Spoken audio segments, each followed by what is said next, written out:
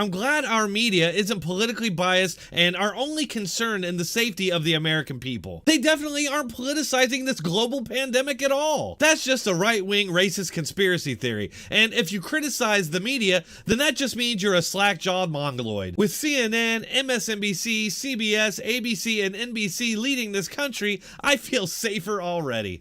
You know, we're hearing it every step of the way from this administration. First, we were hearing it was a hoax. Then we were hearing that everything was fine. Then we were hearing that the fundamentals of the economy was okay until the crash comes. They definitely aren't politicizing this global pandemic at all. Where's the fact check, Mr. Just the Facts reporter? Now let's take a look at how Just the Facts Tapper interviews and fact checks someone he opposes politically. Wait. What are you talking about? We know he didn't like the president. No, we don't know that. The Inspector General says there's an indicia of arguable political bias. That is Washington speak for this guy didn't like the president. Let's go into that because I have that up here. Let me finish my statement. You know as well as I do that you do not need to have firsthand knowledge to be a whistleblower. And even if... Well, you don't now because they changed the form. You used to. They changed the form. There's no evidence of that. And we looked into this. I know you're talking about that Federalist story. It's not clear that that's accurate. And even so, experts say I've seen the form, the date. And we also found out that the White House did, in fact, take the transcript and put it in this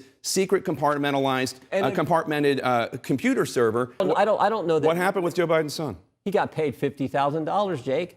$50,000 a month for several years now. And the Ukrainian prosecutor said there's no evidence of wrongdoing. Come on. What? Come on.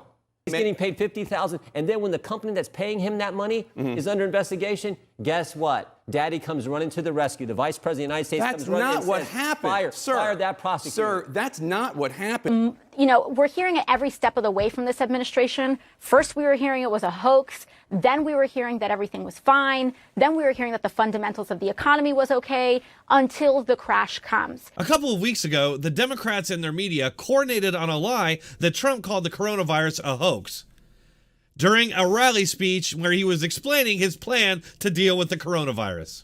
Now the Democrats are politicizing the coronavirus. You know that, right? Coronavirus. No clue. They don't have any clue. They can't even count their votes in Iowa. They can't even count. This is their new hoax. But, you know, we did something that's been pretty amazing. We're 15 people in this massive country.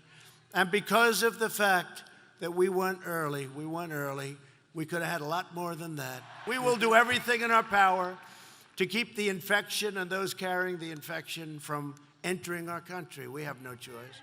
You were down in Charleston last night using the word hoax when talking about Democrats. Somebody now is dead from this. Do you regret that kind of talk? No. Hoax referring to the action that they take to try and pin this on somebody because we've done such a good job.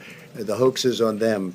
I'm not talking about what's happening here. I'm talking what they're doing. That's the hoax. This was just another pretty blatant attempt by the media to present an out-of-context quote for the purposes of undermining Trump. The media have tried this over and over. Just think back to when they claimed Trump called Nazis very fine people. Ironically, it's this very type of behavior that Trump was calling a hoax. So all the media really did was prove him right. Sorry to interrupt, but I have an important message for all my viewers. We are facing a global pandemic.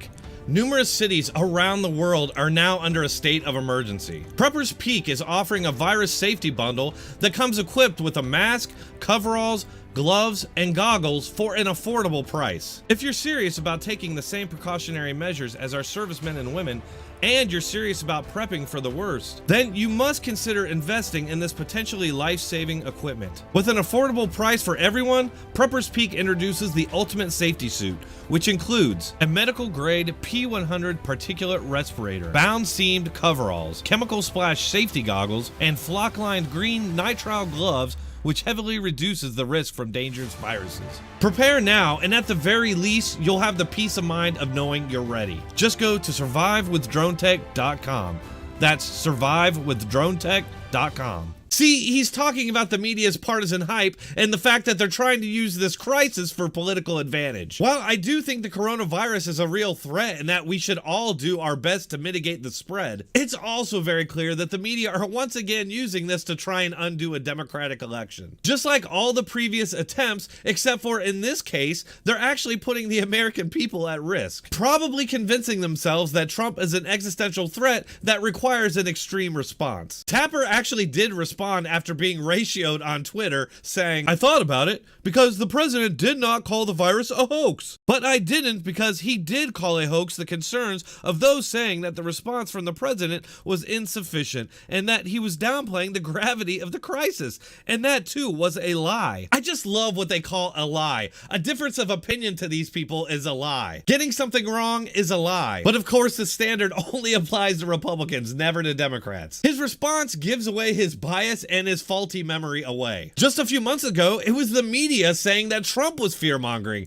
due to measures he was taking, such as travel bans. Just check out some of these article headlines. From the left-wing, anti-Trump Washington Post, "Get a grip, America. The flu is a much bigger threat than the coronavirus, for now." CNBC, "The flu has already killed 10,000 across the U.S. as world frets over coronavirus." How about this one from CNN? "A deadly virus is spreading from state to state and has infected 26 million Americans so far.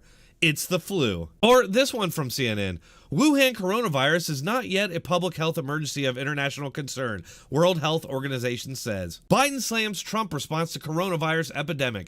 This is no time for fear-mongering." This is actually from one of Biden's rallies where he told his tiny audience that Trump's travel ban response to the coronavirus was, quote, "fear-mongering and xenophobic." Back in January, CNN's highest concern about the coronavirus was that Trump's task force was too white, because clearly the main concern during a global virus outbreak is the level of melanin in the responding task force. Just throw this on the steaming, growing pile of evidence that CNN and the other networks aren't worthy of your trust. Do what I do. Get your news from a variety of sources and make up your own mind. Make sure to hit that like button, share this video, and subscribe.